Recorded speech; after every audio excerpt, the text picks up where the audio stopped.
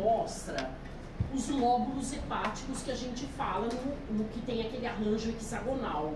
Por que o autor colocou aí cores diferentes? Só para destacar, né? Então, o lóbulo que a gente está falando é aquele que tem a veia centronuclear, partindo dela os cordões de hepatócitos, e em cada ponto do hexágono, ou em cada ponta dele, é a região do espaço pórtico que contém a tríade portal. Tudo bem até aqui? Tá. Existem outras duas formas de estudar essa organização do parênquima hepático. O próximo é o lóbulo portal. Se a gente olhar o lóbulo portal, o arranjo dele, a forma dele é um triângulo, onde em cada ponta desse triângulo eu tenho a veia centronuclear e no meio dele uma tríade portal, ou um espaço porta. E a outra maneira de se estudar é o ácido hepático, onde ele tem duas veias centronucleares e dois espaços portais, constituindo essa estrutura que não tem a forma nem de um hexágono, nem de um triângulo. Eles falam a forma de um diamante. Tá. Formas de se estudar o parênquima hepático que a gente não vai usar, né? O que o autor está colocando número 1, número 2, número 3? Se a gente for pensar que essa região número 1 é a primeira região que recebe uma maior quantidade de sangue, porque a tríade portal está aí, seria a região que mais sofre se tiver alguma toxina, alguma coisa no sangue que venha destruir esses hepatócitos. Por outro lado, a zona 3 seria a região que mais sofre com a isquemia, com a falta desse sangue, porque está mais distante até tudo sofrer difusão e chegar a esses hepatócitos. Então vocês vão ouvir, por exemplo, na patologia, doenças que usam o ácido hepático para dar referência do que está acontecendo aí para o fígado de uma maneira geral. Tudo bem? A gente não vai falar sobre isso, a gente vai falar desse arranjo hexagonal, ok. Alguma dúvida em relação a ele? Não? Aí o filminho mostra o que seria cada lóbulo. Então, no fundo, tem 3 lóbulos portais, 3 lóbulos hepáticos. Esse verde está mostrando o ácido hepático, tudo bem? Que a gente já tinha visto com as 3 zonas, né? E aí ele cai de novo, vamos esperar ele rodar aí, que é o lóbulo que nos interessa, o lóbulo hepático, mostrando aí, vamos falar assim, o trajeto do sangue, né? Que ele vem da tríade portal e vai em direção à veia centronuclear, a seta em azul. Esse já é o lóbulo portal, com a tríade lá no meio, tudo bem? E o outro verde seria o ácido hepático, que é o próximo. Então, só para vocês verem que tem outras maneiras aí de se discutir o parênquima hepático. Tá. Lóbulo portal, que eu fiz na imagem aí da lâmina de vocês. Não vamos falar sobre ele. E aumentando aí a região da tríade para mostrar que ela fica no meio do triângulo. E o ácido hepático, né? 2 veias centrolobulares com 2 regiões da tríade portal. Tudo bem? Tá. Eu vou falar um pouquinho da principal célula, não é que é principal, mas é que célula que mais desempenha funções nesse parênquima, que é o hepatócito, né? É por ele que a gente fala que o sangue é uma glândula, o fígado é uma glândula anfícrina, porque ele produz coisas que ele joga para o sangue com coisas que ele joga num ducto, que o início dele é o canalículo biliar, né? Se a gente estiver pensando nele, primeiro, ele é uma célula extremamente versátil, no seguinte sentido, desempenha várias funções e para isso ela tem que ter uma maquinaria interna associada com cada função que ele desempenha. Então, por exemplo, ele faz detoxificação de drogas. Quem é que faz detoxificação? Pensando na biologia celular. Peroxissomo, ele tem que ter tudo isso. Tudo bem? Ele faz produção de proteínas, REG de exportação, aparelho de Golgi. Ele tem assim, toda uma maquinaria interna para cada função que ele desempenha. Tudo bem? O núcleo, por conta disso, ser uma célula que está extremamente aí produzindo coisas, né? Ele vai ser um núcleo que precisa ter uma cromatina descompensada. E ele pode estar em número de 1 a 2. Quando eu falo que ele é binucleado, necessariamente os núcleos têm que estar um colado no outro, não é separado. Como eu não vejo limite de célula, e o hepatócito não tem tanta interditação para a gente separar ele, ver o contorno, o núcleo tem que estar colado no outro para falar que eu estou vendo 2 por 1 hepatócito. Já eu vou mostrar para vocês isso. Tá, o que mais que eu posso falar dele? Aparelho de Golgi REG desenvolvidos, mitocôndrias que dão acidofilia pro citoplasma, mas também existem regiões do citoplasma não tão uniformemente coradas. Eu vou mostrar já já para vocês. Né? Essas regiões não uniformemente coradas são regiões de acúmulo de glicogênio. Como a célula muscular estriada esquelética, ele acumula também glicogênio. O glicogênio é uma fonte de reserva aí no hepatócito, né? Réu, como a gente já tinha falado que ele tem, lisossomos e peroxissomos, glicogênio, que ele acumula, lipídio, lipofuscina, que é o pigmento, né? E a gente sabe que o hepatócito tem uma alta capacidade regenerativa, né? Só que ela é alta, mas a gente não pode, vou falar assim, abusar dessa capacidade. Por que eu estou falando isso? Porque a gente fala assim, ele vai se regenerar, não tem problema, pode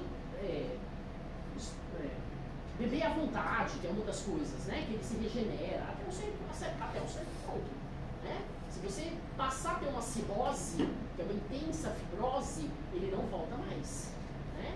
Então essa capacidade regenerativa, enquanto a gente é jovem, tudo bem, mas enquanto a gente passa a ser um indivíduo com menos capacidade de regenerar várias coisas, que não só essa célula, a coisa vai complicar, né? Tá, vamos seguir. Reparem agora, eu vou falar de faces, ou superfícies, ou domínios de membrana de cada hepatócito. Mas para a gente falar dessas faces, desses domínios, que são 3, a face intercelular, a face sinusoidal e a face canalicular, eu primeiro preciso entender o que esse esquema está mostrando, cada cor desse esquema. Tudo bem? Então, primeiramente, essa é a veia centrolobular. E o autor está mostrando as células endoteliais em verde. Reparem que elas continuam aqui, nessa região, as células endoteliais. E o que está representando aqui? Os capilares sinusoides. Tudo bem?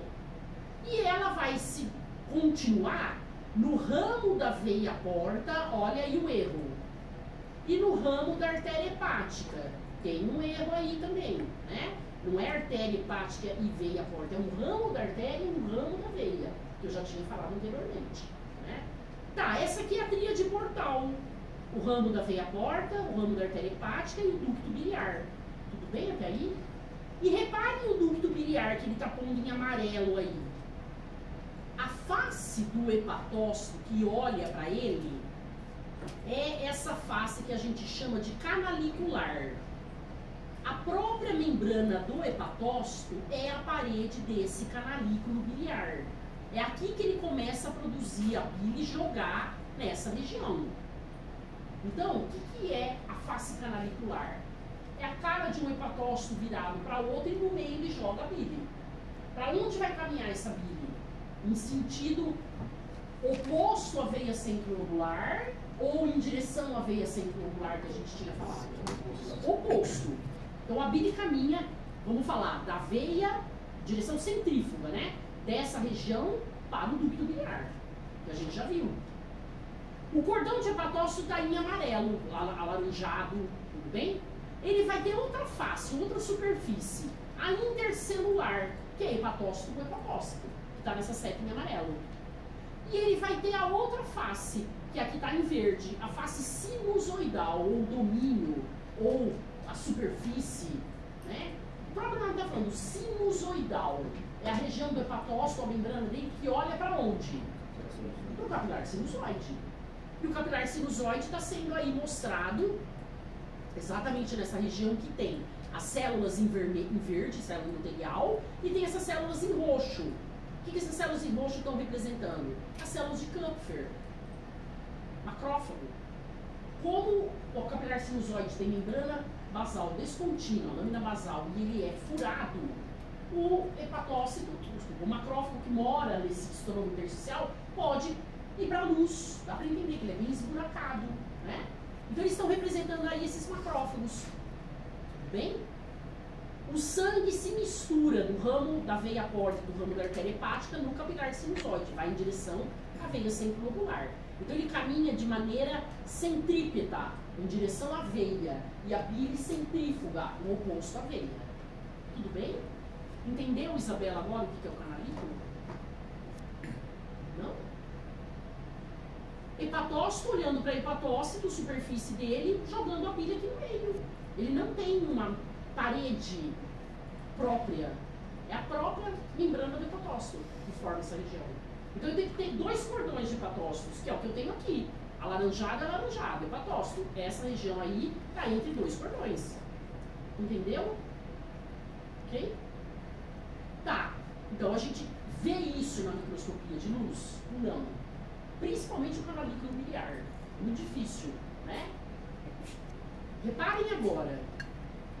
Na face sinusoidal, que é a face que o hepatócito olha, ou a membrana está olhando para o capilar sinusoide, a gente vai encontrar aí uma célula que mora nesse espaço entre o capilar, que é sinusoide, e o próprio cordão de hepatócito.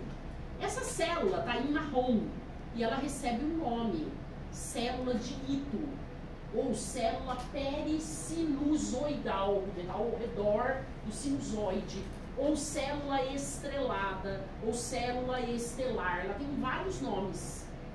O que essa célula de Ito faz? Ela desempenha várias funções, que nós vamos ver agora cada célula. Tudo bem até aqui? Vamos seguir então. Pois não. Essa célula estelar vai estar no espaço de Disse? Isso, espaço de Disse. Que é o espaço entre o cordão de hepatócito e o capilar sinusoide. O que preenche esse espaço de Disse? O capilar sinusoide mora aí. O estroma intersticial. Colágeno 3, é rico em colágeno 3. E ela mora exatamente nesse espaço. Outra pergunta. O canalículo, ele vai ser entre a superfície intercelular ou já vai começar na canalicular? Não, o canalículo ele não está intercelular porque não é célula ao lado de célula. Ele está numa das superfícies que ele joga a bile. Não é a superfície oposta ao capilar sinusoide. Hepatócito olhando para hepatócito cara a cara e ele joga a bile no meio. Cordão de hepatócito com cordão de hepatócito. Essa aqui é a superfície canalicular, onde está o amarelo. Ele joga a bile aqui e ela vai em direção ao ducto biliar. Repare que ele não tem o canalículo biliar não tem uma parede própria. É a própria membrana de cada hepatócito que forma ele. Mas ela vai estar localizada aí Entre cordões de hepatócitos. Tá bem? Sim. Posso seguir? Vou seguir. Outra maneira que o autor está mostrando aí, que a gente vai falar de células, mas ele está representando hepatócitos. Aí está falando já que tem um espaço de Disse, e automaticamente, se eu tenho um espaço de Disse, isso aqui só pode ser a luz do capilar sinusoide. O espaço de Disse é o espaço entre o capilar sinusoide e o cordão de hepatócito. Né? Quem mora nesse espaço de Disse, que eu não vejo na microscopia de luz? A célula de Ito, que ele está chamando aí de célula estrelada. Tá. E a célula endotelial é a que reveste o capilar sinusoide, então a luz do capilar sinusoide está ali onde eu estou passando a ponteira. A célula de Kupfer, olha como escreve Kupfer, um P e dois Fs, não é o contrário. Como que ela vem parar aí se ela mora no interstício, né, ou no estroma intersticial? Porque o capilar é esburacado. E eu tenho mais uma célula aí, a pit cell. Essa célula, antigamente se acreditava que ela era um representante da célula ápode, uma célula neuroendócrina. Hoje se sabe que não é. Ela é uma célula natural killer. Ela serve, ela tem a cara de um grande linfócito e a gente vai falar sobre ela em sistema imune. Não é nesse momento agora. Tudo bem? Então nós temos 4 tipos de células aí, né? O hepatócito, a célula de Ito, a célula de Kupfer e a pit cell. A endotelial faz parte de vasos de uma maneira geral. Alguma dúvida? Vou seguir. Olha aqui que o autor está mostrando agora uma outra maneira de representar o canalículo biliar, o espaço de Disse, o capilar sinusoide, enfim. Eu tenho 2 cordões de hepatócitos. Os hepatócitos estão em verde e o núcleo está em vermelho. Essa região que eu estou passando a ponteira é uma região onde ele vai jogar a bile. Isso é o canalículo biliar. Tá. E ele se continua com um ducto biliar lá da tríade portal. Tudo bem? Que está em verde aí. Tem uma região, um canal, que para chegar antes do ducto biliar, que é chamado de canal de Ehring. Não vamos ficar decorando mais coisa do que deve. Né? Tá. Vamos olhar para esse outro cordão. A face desse outro cordão está olhando para o capilar sinusoide. Esse aqui é o sinusoide, que mora nesse espaço em branco que o autor está representando aí, o estromo intersticial, né? E aí o espaço de Disse ele pintou de pink. Tudo bem? Quem que mora nesse espaço aqui? A célula de Ito, né? E aí no capilar sinusoide o sangue vai se misturar. Tanto o ramo venoso, né, o que vem do ramo da veia porta, como o ramo da artéria hepática, eles se misturam aí, eles jogam o seu produto de maneira centrífuga, né? Jogando aí, olha, o ramo da veia porta, o ramo da artéria hepática. Jogam o sangue desoxigenado e oxigenado aqui e ele vai para a veia centrolobular, que estaria provavelmente nessa região. E a bile faz o sentido contrário, né? E o que está em amarelo? Ele está mostrando aí o capilar linfático, que também quando ele começa com vasos de fundo cego, porque ele é fundo cego, todo capilar linfático, ele primeiramente recebe um nome, ele mora num espaço que não é mais um espaço de Disse, mas é chamado de espaço de Moll, e ele continua como capilar linfático. Repare que tem várias denominações, não vamos ficar guardando esse tipo de coisa, já tem nome demais para guardar, né? O que eu quero que fique claro, o que é um canalículo biliar? Ficou claro? Como que ele é formado? Ele não tem parede própria, é o próprio hepatócito. É uma face dele, um domínio de membrana, uma superfície de membrana, onde um hepatócito fica olhando para ele, mas é a região que eles liberam a bile, produto exócrino. Essa é a face qual aqui que eu estou apontando? Essa aqui, ó. Intercelular. Tudo bem? Então seria essa canalicular, intercelular e essa agora que está olhando para o capilar. Sinusoidal. Tudo bem? Eu consigo ver na microscopia de luz a sinusoidal, até você consegue ver. A canalicular é difícil. E a intercelular a gente não vê nem contorno de célula, então fica difícil também, né? Mas microscopia eletrônica se vê muito bem. Tudo bem? Tá. O que as células de Kupfer fazem? Primeira coisa que a gente pensa, que todo macrófago faz, fagocitose. Fagocita qualquer coisa, então não é só hemácia velha. Pode fagocitar qualquer antígeno que venha principalmente lá do intestino. Lembra que o fígado fica uma interface entre digestório e sistema circulatório, né? Que a gente já viu. Por que eu pus essa hemácia velha aqui? Porque quando deixa de existir o baço, a pessoa perde o baço, tira o baço por algum motivo, quem assume a função da hemocaterese é o fígado, principalmente. E a medula óssea também pode assumir essa função, né? E a gente já viu que predominantemente quem faz isso é o baço, né? Tá, o que mais que a gente pode pensar num macrófago? Ele é uma célula apresentadora de antígeno em algumas situações. Apresenta o antígeno para quem? Para linfócito T e linfócito B. Participação desses dois tipos de linfócito a gente chama de imunidade adaptativa. A gente não nasce com essa imunidade, a gente adquire essa imunidade. Adaptativa ou adquirida. A ação de macrófago, a gente nasce com ela, que a gente chama de imunidade inata. A gente vai discutir tudo isso na aula de sistema imune e órgãos linfóides, né? Então ele é uma célula que pode apresentar antígeno para linfócito T e B. O que mais? É uma célula que no período embrionário influencia a hematopoiese, porque o fígado, quando está tendo a fase embrionária e fetal, ele é um órgão hematopoético, até a medula óssea aparecer, né? E ele influencia então a formação de células de sangue de uma maneira geral. O que mais que ela faz? Envolvido com morte tumoral. Então toda resposta a uma célula, a um antígeno que é tumor, vai ter aí a participação dele na briga para destruir essa célula tumoral. Claro que com outras células do sistema imune. Tudo bem até aqui? Mas a principal função que se fala é a fagocitose, né? Que é atípica. As células de Kupfer pertencem ao sistema mononuclear fagocitado. Ok? Pois não. Qual é a diferença do espaço da face sinusoidal e do espaço de A face sinusoidal é o domínio de membrana do hepatócito voltado para o capilar sinusoide. Então essa face aqui é a sinusoidal. O espaço de Disse é o espaço que fica entre a face sinusoidal e o capilar sinusoide. E no espaço de Disse mora a célula de Ito. Ok? Tá, vamos seguir. A célula de Ito, olha as denominações que ela pode apresentar. Então, falar que ela é estrelada, que ela é estelar, que ela é pericinusoidal, que ela é armazenadora de lipídio, que ela é híbrido, é a mesma coisa. E a gente consegue ver essa célula, eu vou mostrar para vocês. Por quê? Porque ela armazena lipídio. Lipídio, como que fica mesmo na microscopia de luz? Ele é retirado, fica uma bolinha branca, não fica? E a gente vai ver essa bolinha, e a gente consegue ver o núcleo dela em cima dessa bolinha branca. Dá para ver perfeitamente. Então, hepatócito eu enxergo, célula de hidro eu enxergo. Tudo bem? A microscopia de luz. Né? Kupfer eu enxergo, macrófago, principalmente se ele estiver ativo. Mas a pitch célula eu não enxergo, eu tenho que fazer marcação específica para ela, imunocitoquímica, para a gente falar que é ela. Né? O que o autor está mostrando aí? Os hepatócitos estariam em cinza, em 4 aí.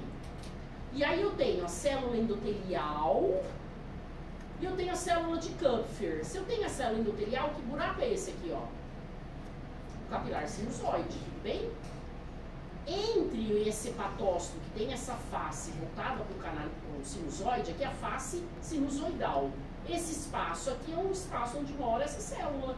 Ele desenhou aí bolinha branca para mostrar que ela armazena lipídio, vitamina A. Essa é a célula de hidro. Tudo bem? Tá.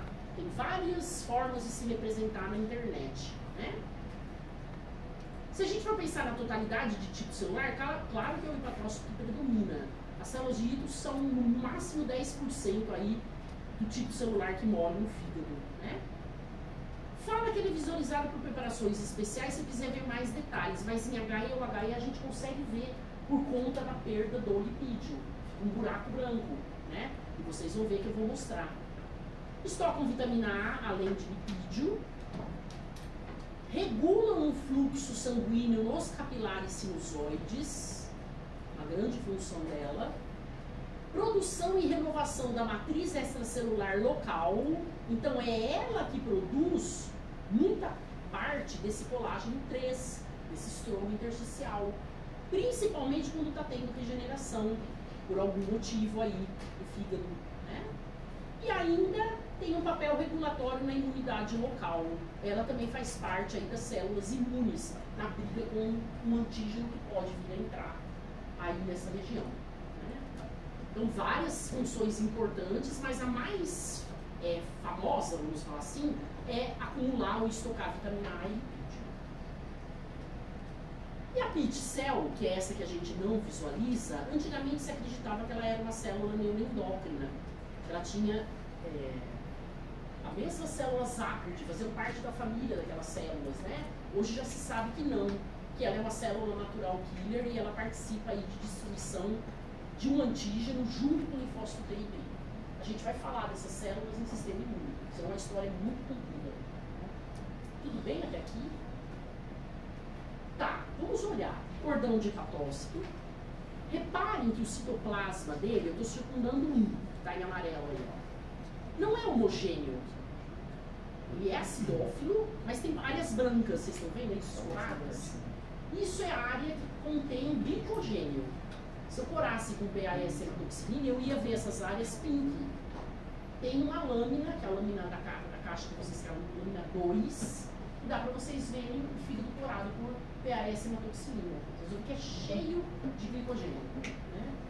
Tá, o branco, onde tem esse asterisco aí vermelho, é o capilar sinusoide. A célula de Kupfer, ela fica voltada para esse buraco branco, porque lembre que esse capilar sinusoide é totalmente esburacado, né? Cadê o núcleo? Lembra que o núcleo do capilar sinusoide, a célula endotelial é um aqui, outro lá, é bem distante, né? A gente não está vendo nenhum núcleo aí do endotélio. E a célula de hito é essa, que tem 2 bolinhas ou 3 bolinhas de gordura aí, ó. Gordura não, espaço onde o lipídio ocupava. E ela parece um chapéuzinho em cima dessas bolinhas, que é o núcleo dessa célula. Então dá pra gente ver várias. E eu vou mostrar pra vocês já na lâmina que vocês vão olhar. Alguma dúvida? Pois não. Hemácia. Não tem núcleo. Ok? Dentro de um capilar sinusoide. Tem outra bolinha aqui, ó. Hemácia. Poderia ser neutrófilo, poderia ser várias. Todas as células do sangue podem estar aí, né? É o seguinte, a lâmina de vocês, o asterisco está na veia centrilobular, cordão de hepatócito, o branco entre eles são os capilares sinusoides, e vamos começar aí a ver detalhe, né? Então, primeira coisa que eu vou mostrar. Nos quadrados que eu fiz tracejado, reparem aí que tem dois núcleos colados, vocês estão vendo isso? Isso é hepatócito binucleado. Tem que estar colado para eu falar que é binucleado. A maioria, se vocês olharem um cordão, não tem dois núcleos. Então a maioria é um núcleo por célula, mas eu posso encontrar dois por célula. O que muda na funcionalidade dele? Nada. Mesma coisa quando a célula é multinucleada para fibra muscular estriada esquelética, não muda nada, né? Em termos de função. Outra coisa que eu vou mostrar aí, agora no quadrado contínuo, lá em cima. Uma bolinha branca e um chapéuzinho em cima dessa bolinha. Que células são essas? Adito. Dá pra gente ver aí perfeitamente. Tudo bem? Alguma dúvida? Muito fácil de encontrar. Tá. O hepatócito então faz secreção exócrina e secreção endócrina. Por isso que a gente fala que é uma glândula anfícrina, porque ele predominantemente aí é a célula do fígado, né? O que mais? Metaboliza e armazena coisas como lipídio, carboidrato, metaboliza remédio, droga, detoxifica, né? Toxinas de uma maneira geral, né? O que mais? Elimina hemácias velhas, que a gente já viu, por conta dos macrófagos, né? Eu estou falando do fígado, de uma maneira geral. Funções do fígado, né? Tá. Vamos falar um pouquinho dessa condição. Não vou cobrar em prova, mas é muito famosa essa condição, né? A bilirrubina, que vem da destruição de hemácias, ela pode estar aumentada e causar uma esclera, né? Mostrar uma esclera amarelada, que a gente vai ver isso quando falar de olho. Como bem a pele também fica mais amarelado, mas é a esclera que chama muita atenção, né? Esse branco dos nossos olhos, né? Indivíduos que têm talassemia também têm esse mesmo tipo de esclera, ok? Tá. Então esse aumento desse nível de bilirrubina causando a icterícia, ou é porque destrui um grande número de eritrócitos e consequentemente a hemoglobina está sendo quebrada, formando a bilirrubina, ou não consegue eliminar a bilirrubina, como causa, por exemplo, o que é oriundo de doenças hepáticas, de cálculos biliares e assim por diante. Então o lance aí é a bilirrubina, que normalmente ela é eliminada, removida aí da hemoglobina, e ela vai ser excretada no bile, né? Bem? Fazer parte da bile. Não vou perguntar, só estou comentando com vocês. Outra situação, o fígado se regenera, mas tem um certo limite. Não é que eu vou chegar lá, tirar 1/3 dele e falar que já ele vai formar um fígado de novo. Não é bem assim, né? Ele tem capacidade de se regenerar, mas não é a capacidade que a maioria das pessoas pensa, né? Tá, que bom, né? Uma outra patologia que está muito associada a acumular lipídio dentro de hepatócito. E isso recebe o nome de esteatose hepática ou lipidose hepática, né? Geralmente a esteatose hepática está associada com sedentarismo, uma má alimentação, geralmente, mas pode ter outras causas. E aí isso é ruim, você acumular uma grande quantidade de lipídio, né? Uma célula que está comprometida com várias funções, tem um monte de lipídio lá armazenado, ela não vai ter a funcionalidade normal dela. Então o que o médico recomenda, né? Fazer uma alimentação mais natural, fazer exercício físico e assim por diante.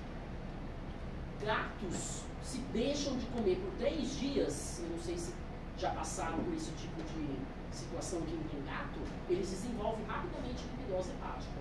E para você tirar eles dessa situação leva muito tempo. Eles podem até morrer por conta disso, né? Então tem que ter muito cuidado aí também nesse sentido, de quem tem gato.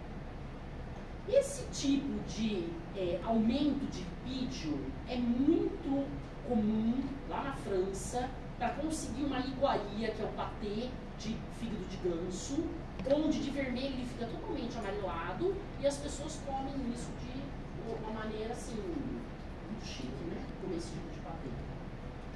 E aí eles forçam o ganso a comer, olha lá, a força durante 21 dias milho cozido 4 vezes ao dia, para obter esse tipo de iguaria. Né? Enfim, o seguinte. Existe aí constantemente uma agressão que a gente pode fazer ao nosso fígado, que é uma ingestão exagerada de drogas, de álcool, de plantas, que a gente acha, a minha avó tomava chá dessa erva e nem sabe se pode tomar e vai no embalo de tomar, né? E pode acabar desenvolvendo esses dois tipos de condição que eu vou mostrar aí, que é uma inflamação crônica do fígado que a gente chama de hepatite, ou uma inflamação crônica do sistema biliar. Então tem que ter muito cuidado. Toda doença hepática, ela é silenciosa, mas quando ela aparece, dificilmente a gente consegue brigar contra.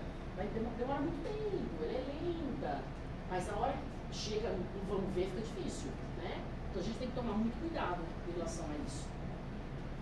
Na hepatite crônica, eu tenho duas situações, a fibrose e a cirrose. O que é fibrose mesmo, que eu falei para vocês? Aumento de colágeno 1. Então, quando tem esse aumento, imagine o fígado, praticamente ele é epitélio. Ou conjuntivo, vocês concordam? Eu tenho a cápsula, tudo bem, pode ter um pouco ou outro conjuntivo lá, circundando a via de portal, mas eu tenho mais tecido epitelial glandular do que células epiteliais, do que conjuntivo, vocês concordam? Né? Imagine um fígado que é um momento muito conjuntivo. Automaticamente as células deixam de ter a sua organização e a sua funcionalidade, né? E ainda associado a um processo inflamatório, por exemplo, aí pior ainda, né? Mas enquanto eu tenho a fibrose, ela pode ser reversível. O problema é ter a cirrose. O que é a cirrose? É um aumento dessa fibrose, exagerado, né? E a gente pensa em cirrose como toda pessoa que bebe, que a cirrose é só causada por álcool, não é só causada por álcool. Ela pode ter várias outras causas, né? O problema é aumentar muito o colágeno, porque o que vai acontecer? Além do aumento do colágeno 1, o hepatócito não tem a mesma capacidade regenerativa de formar uma célula igual a ela normal. Ele vai se regenerar, mas de maneira a formar nódulos no fígado. E aí a gente vê macroscopicamente um fígado cirrótico, que é esse, né? Que não tem funcionalidade alguma. Imagine uma célula que produz todas as proteínas do plasma, menos imunoglobulina. Como que vai ser o nosso sangue? Se ela não está produzindo, por exemplo, albumina. A gente vai ter problema, e edema, e assim vai, né? A albumina é que puxa o sangue de volta, praticamente, quando ele faz o extravasado do plasma, que a gente já viu, para não causar edema, né? Enfim, esse aumento progressivo do colágeno com a redução da atividade funcional do hepatócito leva a cirrose. E isso é irreversível. A pessoa que caminha com um transplante, não tem outra solução. Né? Quem faz, ou fez, está fazendo a vida de fígado, deve ter ouvido falar isso aí. Né? Tá, vamos seguir. Outra condição que pode ter aí por conta de alta pressão no sistema porta, já sei o que é o sistema porta, ou estase linfática, é a ascite. Lembra que a gente já falou disso? Para eu tirar esse líquido daí, eu vou fazer uma centese. Lá no começo do curso que a gente falou, né? Nada disso eu vou perguntar, estou mostrando situações que podem estar associadas aí a fígado, né? Tá, vamos para a vesícula. Alguma dúvida até aqui? Lembrando, vesícula biliar tem duas superfícies. Vamos pegar ela aqui, uma voltada para o fígado e uma descoberta, entre aspas, né? Voltada para a cavidade abdominal. Então essa que fica voltada para o fígado, eu vou ter a adventícia como última camada. E a que fica exposta à cavidade abdominal, eu vou ter uma serosa, que é o peritônio visceral. Ok?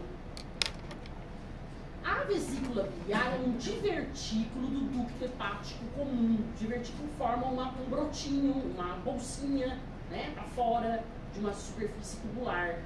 E reparem que lá dentro eu grifei, o autor coloca aí pregas.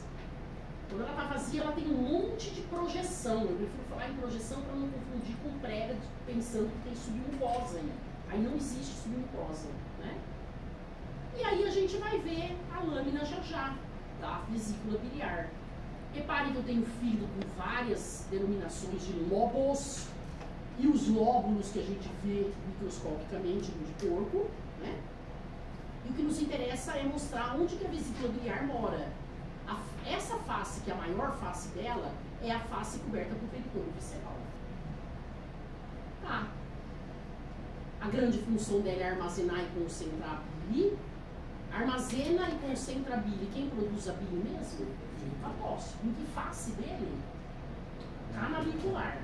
Cai no canalículo biliar que não tem parede própria. Lembra que eram entre dois cordões. Para onde caminha a bile? Em que sentido?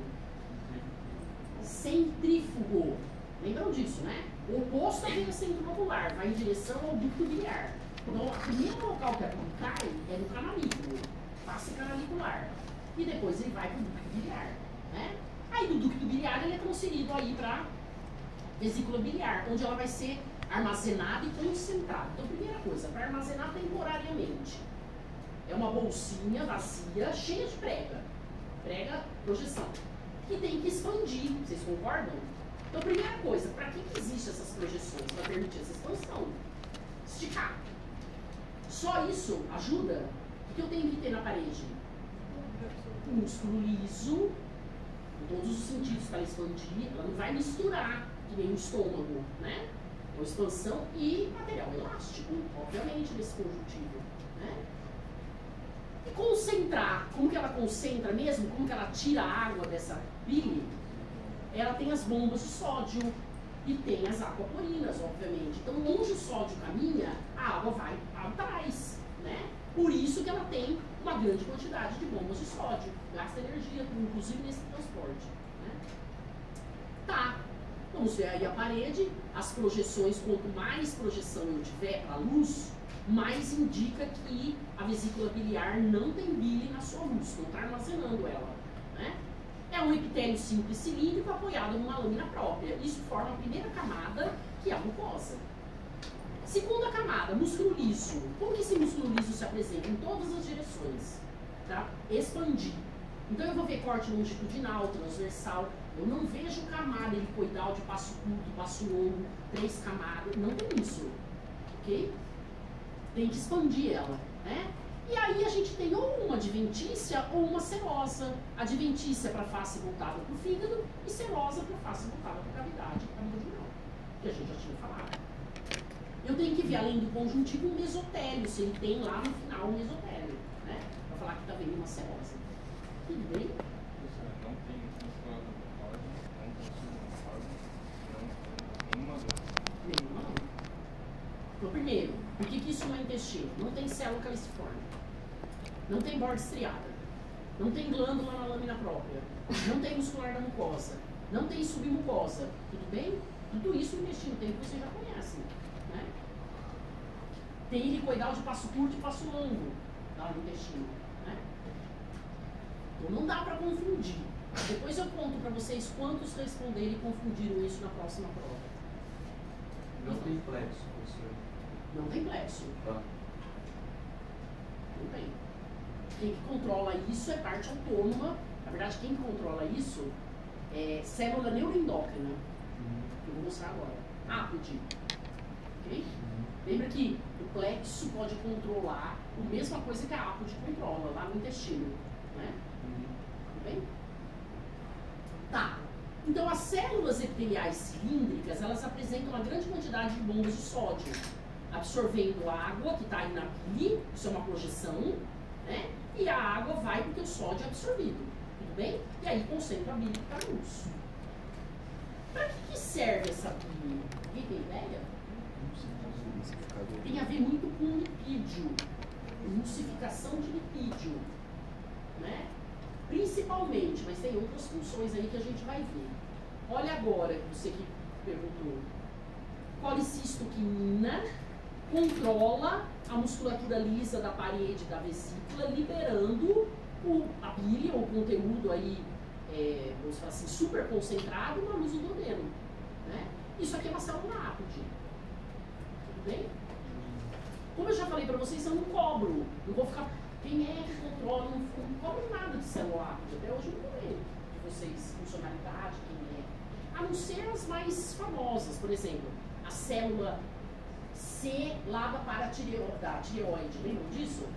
Que a célula que a gente falou da calcitonina, não tem como não cobrar. A gente vai falar da alfa e da beta, glucagon e insulina, não tem como não cobrar. Tudo bem? Mas aqui não tem tanto assim, mas é sistema neuroendócrino, difuso que controla isso. Tá, e olha lá a função dela, neutraliza o quimoácido gástrico. Essa aqui é a principal função, emulsificar a gordura e facilitar a digestão de lipídio. Tudo bem? Que a bioquímica deve ter falado isso para vocês, né? Vamos seguir. Existem 3 situações que a vesícula biliar pode sofrer algum tipo de alteração. A primeira é ter pedra, polilitíase. Por que forma esses cálculos biliares? Não se sabe. Se soubesse, ninguém teria mais cálculo. Né? Por que a pessoa tem essa capacidade de formar e muitas vezes remover a vesícula biliar por conta da grande quantidade de cálculo? Né? Então é uma situação. Tumor é outra situação. Eu nem estou falando de tumor, né? A outra situação, inflamação da vesícula. Tudo que termina em ite, policistite, inflamação dela. E geralmente o processo inflamatório está associado com aumento de volume, edema. Né? Outra situação. E a outra situação, acumular colesterol nas células do conjuntivo dessa lâmina própria. Tem um monte de célula que fica aí com um monte de colesterol, onde as setas aí estão apontando para uma. Também não se sabe por quê, que passa a acumular uma grande quantidade de colesterol. E aí essa situação é chamada de colesterolose. Muitas dessas situações levam à remoção da vesícula biliar. E a pessoa vive muito bem, obrigada sem ela. Tudo bem? Essa é o corte histológico de vocês, corte longitudinal da parede da vesícula biliar, e a gente vai dar luz para a porção mais externa. Então a primeira, mucosa, epitélio mais lâmina própria. É muito simples. A segunda é o músculo liso, já eu vou aumentar. E a terceira a gente tem que olhar se tem célula mesotelial ou não. Se tiver célula mesotelial como última camada, né, esse conjuntivo, peritônio, serosa. Se não tiver, adventícia. Tudo bem? Vamos aumentar aí o epitélio mais a lâmina própria, primeira camada mucosa. A segunda, músculo liso, vocês vão ver corte longitudinal, transversal, sempre associado ao conjuntivo propriamente dito, né? Número 2. E a número 3, vou fazer um tracejado aí que começa o conjuntivo e olho lá no final, núcleo de célula mesotelial. Então eu estou numa serosa. Eu sei, olhando isso aí, que a face, que a parede dessa vesícula biliar é a parede que está olhando para a cavidade abdominal. Não é a face voltada para o fígado. Só de olhar a célula mesotelial. Tudo bem? Tá, e o núcleo aí está apontando o núcleo de célula mesotelial. Vamos para o pâncreas. Alguma dúvida em vesícula?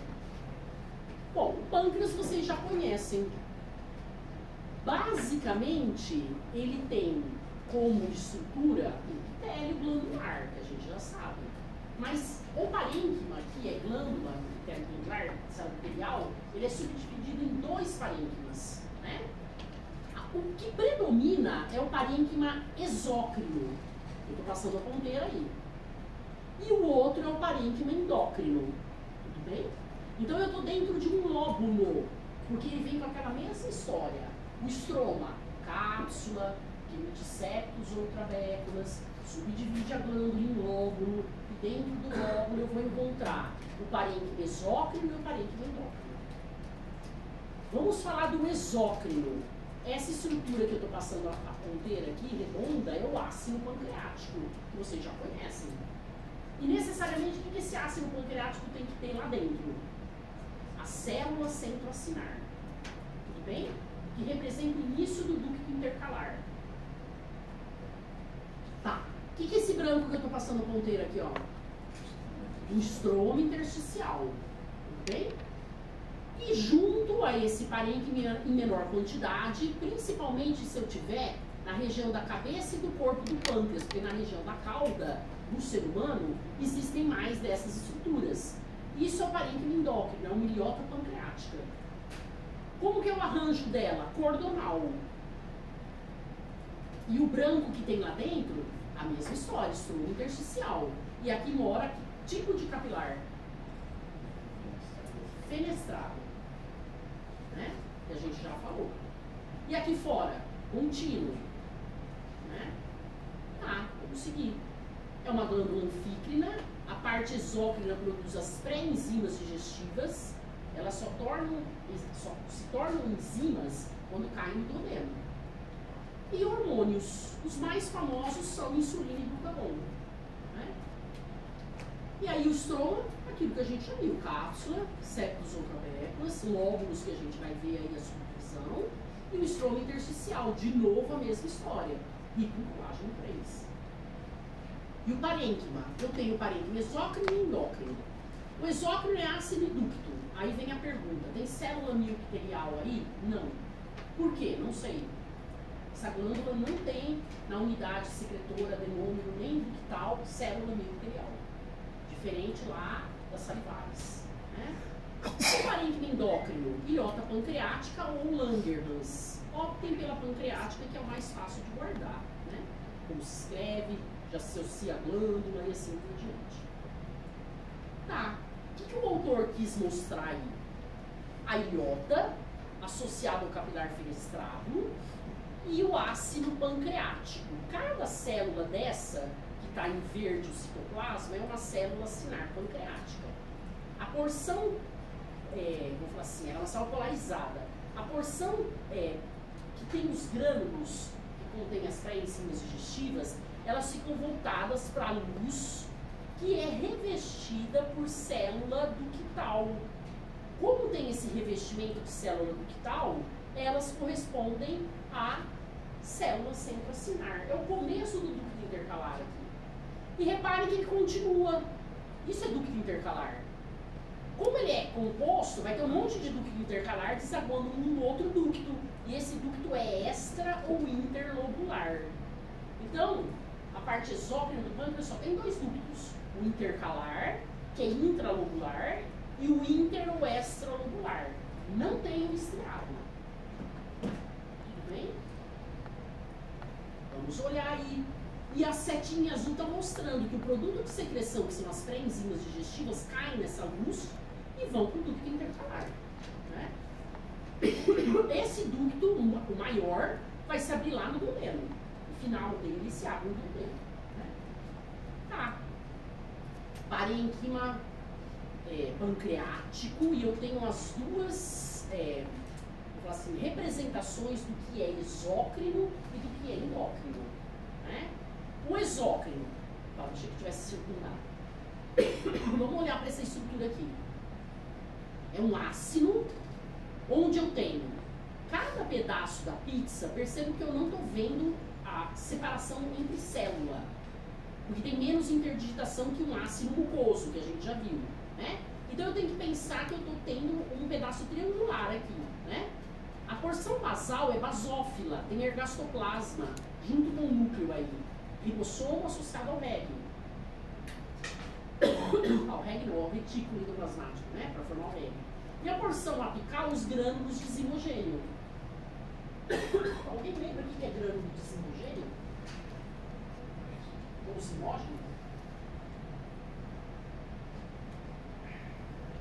Se levar isso para a microscopia eletrônica, qual é a contrastação que eu vou ver aqui? Ele está super elétron denso ou ele está elétron lúcido? Elétron denso, que mostra que tem pouca água. Então, o grânulo de zimogênio é aquele grânulo que é altamente concentrado de coisas com pouca água, que no caso aí é pré-enzima, né? Digestiva. Tá. E olha a célula centroacinar. Isso aqui é o início do ducto intercalar. Tudo bem? Parênquima endócrino, iota pancreática, arranjo cordonal. Que célula que eu vejo aqui em maior quantidade? 80% desses núcleos pertence à célula beta, que é a produtora da insulina. Mas eu não sei falar quem é quem, mas a que predomina aí é a célula beta. E a gente vai falar sobre elas, em conjunto, na aula de sistema endócrino. Esse branco aqui no meio, estroma intersticial. Okay? Tanto aqui do parênquima exócrino quanto do endócrino. Tá.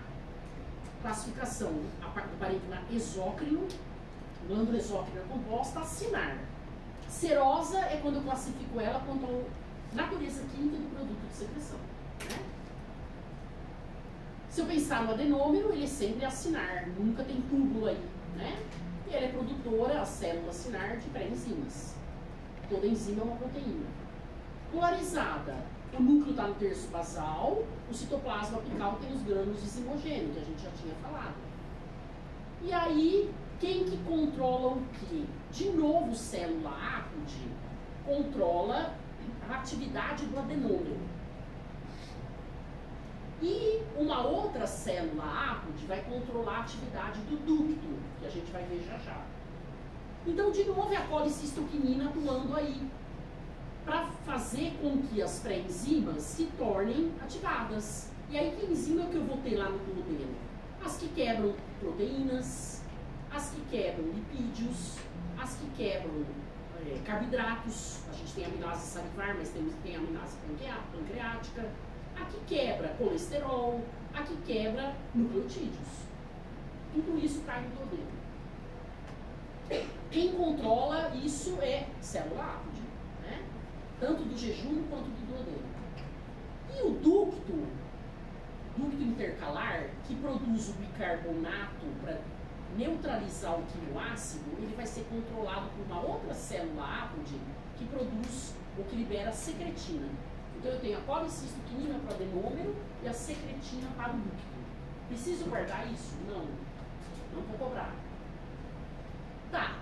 Reparem que eu só tenho o ducto intralobular, que é o intercalado, e o interlobular, o extralobular, né? Que a gente já viu. Isso é importante.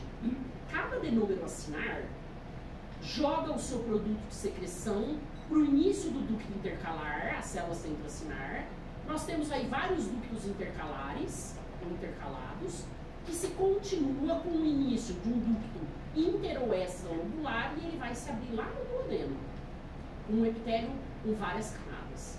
Então, voltando, eu só tenho dois ductos, um intralobular, que é o intercalar, e um extra ou interlobular. Okay? Não tem um estriado aí. Né? Tá, só para mostrar aí a ação da colicistoquinina no adenômero e da secretina no ducto intercalar. Tá, vamos olhar vários ductos intercalados, intralobulares, em corte longitudinal ou em corte transversal. É muito fácil de achar no pâncreas, vocês não vão ter dificuldade nenhuma. E o inter ou extralobular tem que ter muito conjuntivo ao redor, apesar de parecer que ele está morando dentro de um lóbulo. A mesma história para os outros ductos maiores. Vocês não vão ter também problema nenhum de ver, e a gente vai ver agora na lâmina de vocês. O fato de ter a célula centroacinar, o núcleo dela aí, é que os núcleos do ducto intercalar entram e revestem a superfície apical de cada célula acinar pancreática. Por isso que eu tenho a célula centroacinar, porque ele entra lá. Comparando com a parótida, o intercalar não entra. Por isso que dentro de um ácido ou de um túbulo na parótida, eu não tenho núcleo nenhum. Então, as células ductais revestem a parte polarizada apical de cada célula acinar. Por isso que ele começa aí, né? Um núcleo que a gente chama início do ducto intercalar. Né? Só para mostrar. Olhando para a ilhota, ninguém vai ficar guardando quantidade, diâmetro dela, mas ela está entre os ácidos, maior quantidade na cauda do pâncreas, e tem vários tipos celulares. Cada tipo vai exercer uma função. As mais famosas é a alfa e a beta. Né? Todo livro tem uma tabela mostrando aí a funcionalidade de cada produto de secreção, e reparem que a beta representa aí de 80, 75 a 80% da ilhota. É a que mais predomina. E aí a gente vai falar na aula de sistema endócrino o que é o diabetes tipo 1, o que é o diabetes tipo 2, o que é o diabetes, né? O que na verdade o tipo 1, eles falam hoje em dia que ele vem da destruição da ilhota, das células beta da ilhota, mas pelo estresse do retículo endoplasmático. A gente vai falar sobre isso na aula de sistema endócrino. Não vou cobrar. E aí vamos para a lâmina. Cápsula, que emite septos ou trabéculas, subdivide a glândula em lóbulos, tem vários lóbulos, né? Vamos aumentar. Eu estou vendo aí essa primeira região na seta, aqui embaixo. Essa primeira, quem está perto aí vai olhar, tudo bem? Aqui eu tenho um ramo arterial e um ramo venoso, dentro de uma trabécula.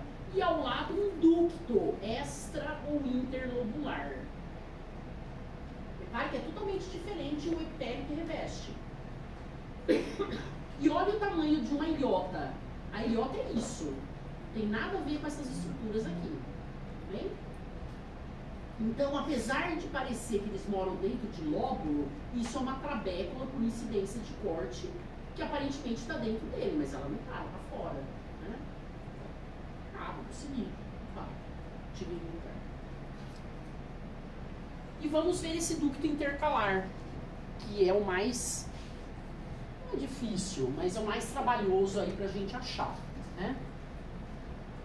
Circundei aí uma ilhota para vocês olharem, em várias, aqui em cima várias, e vamos seguir.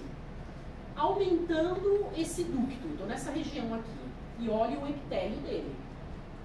Tem região que ele tem mais de uma camada de núcleos, tem região que ele tem ainda uma, porque ele está virando de uma camada para duas camadas. Olha a quantidade de conjuntivo ou de colágeno 1 que eu tenho ao redor. Tudo bem? E o que seria isso aqui, ó? O que é essa estrutura? Um corte longitudinal? De veia. Por que não é artéria? Por causa da parede. Tudo isso aqui é núcleo de célula endotelial, a parede é muito fininha, abarrotado de sangue. Tudo bem? Provavelmente é essa aqui que está ou por perto, ou tem outra aqui, mas isso aqui também dá para vocês aumentarem. É exatamente a lâmina de vocês, para vocês olharem o ramo arterial e venoso. E aqui tem outra contividade do venoso perto desse núcleo, né? Que a gente está vendo aí. Parênquima exócrino, tudo é exócrino, ácido, ninguém está vendo ilhota aí, né, nesse momento. Tá. Olhando essa região, estou passeando dentro do pâncreas. É uma região, de novo, que tem artéria e veia, ok? A veia abarrotada de sangue. E aí tem essa região aí que nós vamos aumentar novamente. Vários corpos neuronais, todos esses apontados, constituindo, junto com a glia periférica, um gânglio dentro do pâncreas. Se eu tenho um glândula dentro do pâncreas, isso só pode ser parte autônoma, parasimpática, nunca simpática. E ele está aí, ok? Vamos seguir. Olha agora um corte longitudinal de ducto intercalado ou intercalado. O que é esse róseo aí dentro? O produto de secreção, as pré-enzimas digestivas, né? Vamos ver agora ele em corte transversal. A mesma coisa. Sempre eu vou ter na luz o produto, às vezes. Às vezes eu vou encontrar um buraco vazio, né? Mas repare que o epitélio é simples cúbico. E ele não é o ácido. Por que ele não é o ácido? O que ele tem? Ah, mas a superfície apical não é acidófilo como o ácido. Mas o que ele não tem que o ácido tem? O ergastoplasma. Repare que em volta do núcleo aí, eu não tenho roxo. Né? O ácido também tem uma dimensão maior, né? As células são maiores. Bem, isso aqui é cúbico. Né? Então não dá para confundir. O que seria isso aqui, ó? Aqui embaixo. Está cortado bem esquisito. Uma artéria, um ramo arterial. Está meio oblíquo aí o corte. Isso é vaso. Outro ducto intercalar, passeando aí no pâncreas. Bem? Não dá para confundir. E aí, um ácido com a célula centroacinar e uma ilhota. Quando eu olho isso, o órgão é pâncreas, né? Região do órgão. Lóbulo. Eles moram dentro de um lóbulo, intralobular. Tudo bem? O conjuntivo, estroma, intersticial. Ok? E aí, só para comparar com a parótida. Além de outras características que tem esse esquema, ter ilhota de Langerhans é pâncreas, parte exócrina e endócrina, né? Tá, mas e se eu não mostrar a ilhota? Como é que eu sei que eu estou olhando o pâncreas e não a parótida ou vice-versa? Primeira coisa, pâncreas é só acinar, não é túbulo acinar. Se eu estiver vendo o ácino da parótida não tem a célula centroacinar. O ácino do pâncreas tem a célula centroacinar. Tudo bem? Então, ter ilhota, ter a célula centroacinar já me mostra. Parótida tem o ducto estriado. Pâncreas não tem o ducto estriado. As duas têm ducto intercalar. Então é aquela coisa, o que elas têm em comum? O que elas não têm em comum? Que eu sempre gosto de perguntar. Tudo bem? Então faça uma tabelinha aí pra gente fazer essa comparação. Aí ele vem falando de cápsula, mas isso é muito variável, né? Que a cápsula do pâncreas é mais delgada, a outra é mais espessa. Nem sempre a gente vê esse tipo de coisa, né? Que uma tem mais adipócito, outra tem menos. Também nem sempre a gente vê isso. O que a gente vê é o que eu acabei de falar, né? O ducto estriado, a célula centroacinar de cada um, ser só acinar e tem ilhota. Isso é o que mais caracteriza, né? Tudo bem? A gente finaliza aqui. Eu fico até às 6. Vocês têm as lâminas para observarem. Eu deixei no primeiro microscópio ali ao lado do Eduardo um ducto intercalar da submandibular e lá na última bancada um ducto intercalar da glândula parótida. Ok? E aí vocês tendem a achar a lâmina de vocês. Que é o que dá mais trabalho. O resto é bem tranquilo.